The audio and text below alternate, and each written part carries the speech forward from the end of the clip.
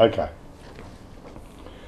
This is Mark Tronson from the Australian Missionary News. I have here with me today Hui Tong. Hui Tong is the Australian and the Australian Institute of Sport diving head coach. And we've known each other now for some years and good mates. Now Hui, can you give us something about your and your wife Zing's diving past, your own personal diving experience? Thanks, Mark. I started diving age at 11, and yeah, obviously started from a really beginning the TID program. In China? In China. In China? Yeah, by that time we don't have recreational, just direct into the high perform NTID program, which is identified by the group of a coach. You're good, so pick you up. So I've been selected. So the coaches picked you up? Yes, yes, yes.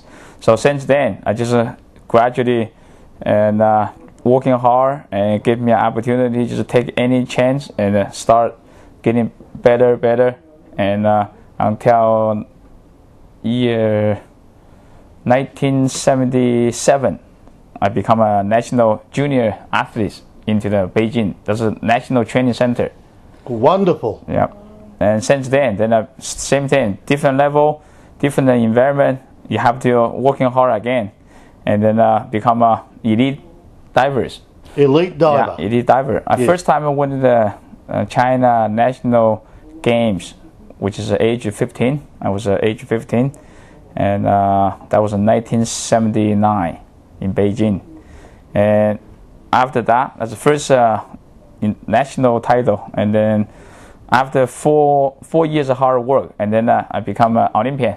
I went Olympian. Yeah, that's the first time the people of Republic of China into International Committee of Sports. So that was 1984. 1984. Los Angeles. Los Angeles, yeah. Yes. I went to there for the represent the Chinese sports. Yes. Yeah, it's big things in my life, and because see the world and show our ability, what I can do. Different society, different mentality, but perform same thing. Wanna same dive, do the same performance. Yeah, that's a great memory. I never forgot. Yeah. So since then, I still become a elite. I still stay in the elite athlete until 1989. Then I retired. After that, I immediately went to Canada. So it was at that point, just that you developed your coaching skills. That's right. I started become a coach in 1987. I have a group of junior athletes. I was assistant coach, just with the coach. So the coach is my mentor coach. And after I retired, I supposed to be staying in China, continue coaching, but I just decided I want to have a different see the world. Yeah, see the world, different sports environment, and I have a chance. Yeah, because in my high performance diving career, I meet a lot of international divers and coaches. So when I retire, I asked one of the Canadian national coach, is there any chance I can come in Canada to have an exchange, something like that? He said, yeah, no problem. He did help me, bring me from China to Canada. I start coaching the really low level kids. Because with the international diving, it's a small community. Yes, we so know people get to know each other. They're just a very small community. Everybody, especially in my career, my diving results are pretty good, which is I went to win 2 World Cup twice, which is World Championship twice.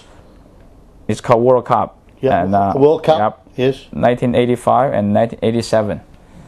As a champion diver. Yes. Wonderful. Yeah, and thank you. And then that's why so many other coaches and athletes, we know each other. Yes. Yeah. Yes. And so, when you went to Canada, what happened? When I went to Canada, people just teach me English, and I'm starting learning this society and know people, because we come from a different culture. A very different culture. Yes. So that's a new life. Yeah, same Yes. new life, reborn, and learn lots of things, especially the life skill. Yes. Yeah, and also learn some other part of coaching skill as well. And so where did you meet Zing? Zing, your wife? okay, I met my wife when we were both athletes. Yeah, we're just towards the end of my retirement. Yeah, a couple of years before retirement. Yeah, we start. Yeah, and know was each other. Zing a champion diver? Yes, she was a national champion. A national champion. Yeah.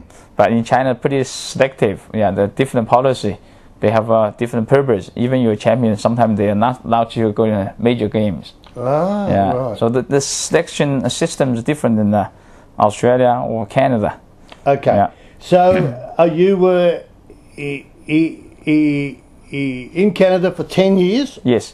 I coached the level from a really beginning, very, very bottom, just like club, then up to the high level, which is a national team member and national champion.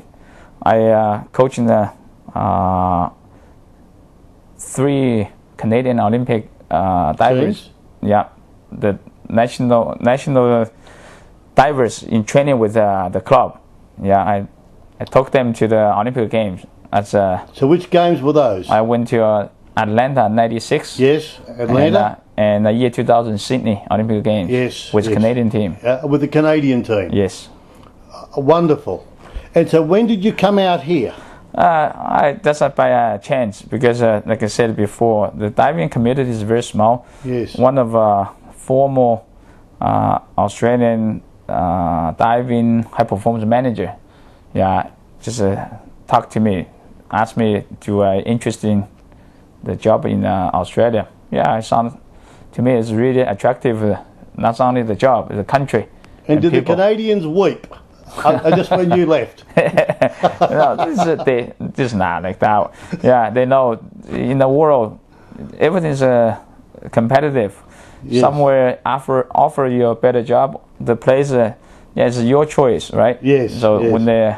when the high performance manager asked me, I told her, sure, I'm a really sincere. Yeah, you're interested to come. Interested to come and go home, talk to my wife, and didn't take it long. I responded to her and said, "Yep, I'm interested." And so, what year did you come out here? So after Olympic Games, year 2000, and I came the year 2001 in January. 2001. Yeah, and immediately. And so, during those years, when did you become the head coach? I took the position when I came. In 2001. So yes. you were the head coach right from the start. Yes. Wonderful. Now, let's talk about pressure, athlete pressure. Yeah. Divers have as much pressure on them as any of the athletes in the other sports. So, how did you handle pressure, and how do you tell your athletes about handling pressure? This is a tough things. Why? At a competitive level, the pressure is never off. So constant, always there, because you want the prize being paid off from the competition, which is the result. So you wanted that, and also the organization or the people, the population, everybody, your friends, everybody wants you to win. That's the pressure. Yes. The pressure. Yes. So in order to deal with that kind of pressure, we're trying this. Working hard, this kind of working hard, as hard as the competition, that's kind of the feeling, that's kind of the situation. So in the training, we need them mentally and physically monitor what's exactly mentally and physically monitor yes. like a competition need. Yes. And yes. the other thing it is you got to focus on the other side. You got to focus on how do you normal your training, your mind set up, and take that kind of frame or that kind of method as much as you can in the competition. Sure. So one side is give the pressure in the normal training. The other hand, mentally you have to deal with finding out what's the normal your training system, which is your mind. That's kind of strategy or the method. How do you normally use? take that as familiar as you can into the competition. Okay, now let's talk about AIS talent. Chantel Newbury, who is one of our Olympic gold medalists from Athens, her job is to seek out the best talent there is in the nation to come to the AIS. What benefits are there at the AIS for young divers? I think this is a long term. Now, Chantel is the past Olympian gold medalist. Yeah, at the moment she's helping the whole, not only AIS, helping the Australia diving to search and to finding out the younger kids at a younger age, and to involve the sports, and also as a organization partner, we provide a training method. We provide the mathematic of the way thinking, the way how do you train yourself, not only physical, the mental as well.